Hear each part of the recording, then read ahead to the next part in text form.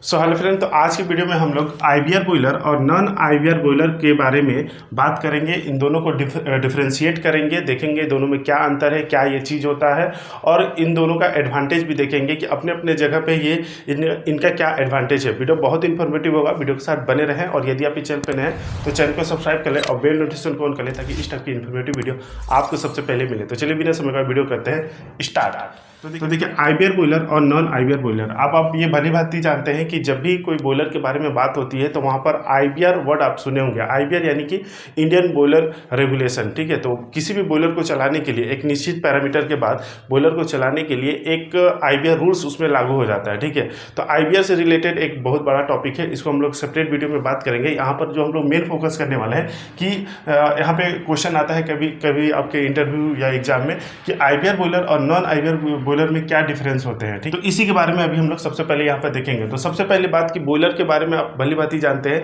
कि बॉयलर क्या होता है। तो बॉयलर एक क्लोज वेसल होता है जहाँ पर स्टीम को जनरेट किया जाता है किसी भी फ्यूल को जलाकर, यानी वाटर से स्टीम में वहाँ पर कन्वर्ट किया जाता है और उस स्टीम को किसी प्रोसेस यूटिलाइजेशन के लिए या पावर जनरेशन के लिए यूज किया जाता है। उस वेसल को, उस प्रेशर वेसल को हम लोग कहते हैं बॉयलर, ठीक है। अब आईवीआर बॉयलर हम लोग किसको कहेंगे, तो जो आईवीआर रूल्स मैंने बताया उस रूल्स जब वहाँ पर अप्लाइड हो जाएगा एक सर्टेन पैरामीटर के बाद, सर्टेन बॉयलर के स्पेसिफिकेशन के बाद, तो वो जो बॉयलर कहलाता है वो आईवीआर बॉयलर कहलाता है। अरे कहना क्या चाहते हो? यानी कि जिसमें आईवीआर रूल्स अप्लाइड हो जाएगा तो उस बॉयलर को हम लोग कैसे डिफाइन करेंगे।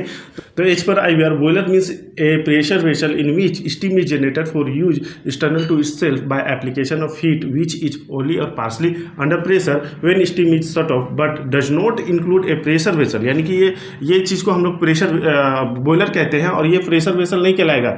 कब? जब यहाँ पर कंडीशन ये अप्लाई जो है वो फुलफिल अगर नहीं होगा तो कब ये प्रेशर वेसल नहीं कहलाएगा, जब इसकी विथ कैपेसिटी लेस देन अगर 25 लीटर है। यानी कि आईवीआर बॉयलर वही बॉयलर होंगे जिसकी कैपेसिटी 25 लीटर से ज़्यादा होगा, ठीक है। अगर 25 लीटर के नीचे है, लेस देन है, तो ये प्रेशर वेसल के कैटेगरी में नहीं आएगा। और ये कैपेसिटी जो इंक्लूड होगा, इसकी जो कैपेसिटी मापी जाती है वो फ्रॉम एफसीवी यानी कि फीड चेक वाल्व से लेकर एमएसएसवी यानी कि मेन स्टीम स्टॉप वाल्व तक मापी जाती है, ठीक है। तो इन दोनों के बीच में जो कैपेसिटी होना चाहिए वो 25 लीटर से ज़्यादा होना चाहिए, वही आपका प्रेशर वेसल के कैटेगरी में आएगा। इसके साथ साथ विथ लेस देन आपका अगर 1 kg पर सेंटीमीटर स्क्वायर जो डिजाइन प्रेशर है वो आपका होना नहीं चाहिए, यानी कि इसके लेस नहीं होना चाहिए, इससे ज़्यादा 1 kg के ऊपर प्रेशर होना चाहिए। साथ में water is heated below 100 degree centigrade. अगर 100 डिग्री के नीचे बिलो हो रहा तो वो प्रेशर वेसल के कैटेगरी में नहीं आएगा, यानी 100 डिग्री से ऊपर आपका वाटर का बॉयल होना चाहिए, उसको हीटेड करना है, ठीक है। तो अगर इन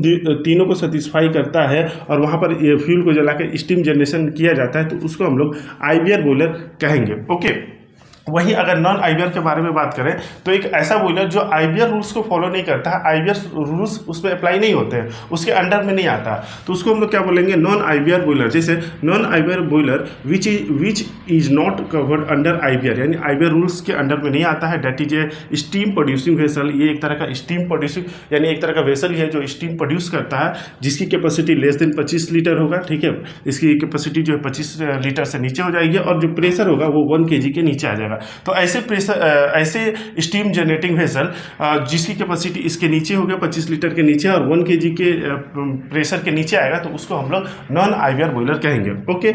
अच्छा, अब दूसरा क्या है कि it manufacture by IVR material so no risk of explosion. अब ये जो आईवीआर बॉयलर होते हैं ना, इसमें काफ़ी ज़्यादा ध्यान रखा जाता है, इसमें पूरा आईवीआर जो है ना वो पूरा रूल्स अप्लाई होता है, ठीक है। इसका जो क्या मटेरियल होना चाहिए, कैसे बनाना है, क्या डिजाइन होगा, हर एक बातों का इसमें प्रॉपर ध्यान रखा जाता है, इसलिए इसमें एक्सप्लोजन के चांसेस भी होता है ना के बराबर होते हैं, ठीक है। वहीं अगर इसके बारे में बात करें तो ये फ्री फ्रॉम आईवीआर रूल्स होता है, इसमें कोई आईवीआर रूल्स अप्लाई नहीं होते हैं, तो ये इसमें आईवीआर के जो मटेरियल वगैरह होते हैं या डिजाइनिंग प्रोसीजर जो होता है ये सब फॉलो नहीं होता है, इसको एक नॉर्मल प्रोसेस के अनुसार बनाया जाता है, ओके।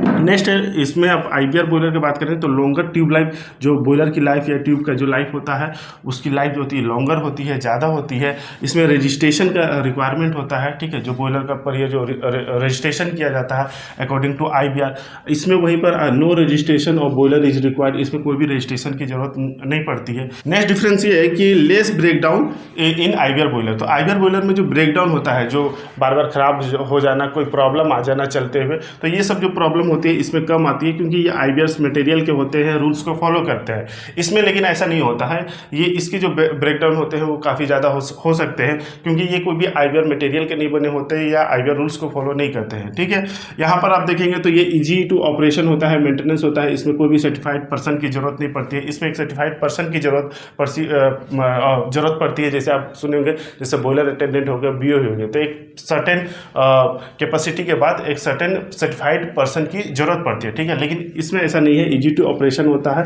ठीक है, साइज में भी ये छोटे होते हैं। नेक्स्ट है सेफ्टी एश्योरेंस गवर्नमेंट सर्टिफाइड, तो इसमें सेफ्टी का बहुत ज़्यादा ध्यान रखा जाता है। ठीक है, गवर्नमेंट सर्टिफाइड ये होते हैं। इसमें अगर बॉयलर लाइफ और सेफ्टी के बारे में बात करें तो ये इसके कंपैरिजन में लेस होता है। ओके, तो ये कुछ इंपॉर्टेंट डिफरेंस हो गए IBR बॉयलर और नॉन IBR के बॉयलर में। तो आई होप कि ये छोटा सा वीडियो आप लोग के लिए काफ़ी इन्फॉर्मेटिव रहा होगा। वीडियो इन्फॉर्मेटिव लगा हो तो प्लीज़ वीडियो को लाइक जरूर करें और ऐसे ही वीडियो के लिए चैनल को अभी सब्सक्राइब कर लें। मिलेंगे नेक्स्ट वीडियो में, तब तक के लिए जय हिंद।